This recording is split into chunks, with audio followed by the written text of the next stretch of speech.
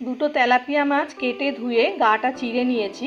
একটা প্লেটে 1 টিস্পুন ধনে গুঁড়ো, স্বাদ মতো শুকনো লঙ্কার গুঁড়ো, হলুদ আর নুন দিলাম।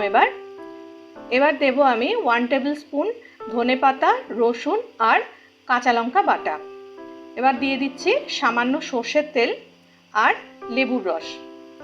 এবার খুব ভালো করে এই পুরো মশলাটাকে আমি মিশিয়ে নিচ্ছি। এবার তেলাপিয়া মাছগুলোর গায়ে আমি মশলাটা ভালো করে মাখিয়ে আধ ঘন্টার জন্য ম্যারিনেট করব। সর্ষের তেল গরম করে এবার মাছগুলো আমি খুব ভালো করে এপিট ওপিট করে ফ্রাই করে নেব। ভীষণ টেস্টি হয় তেলাপিয়ার এই ফ্রাইটা।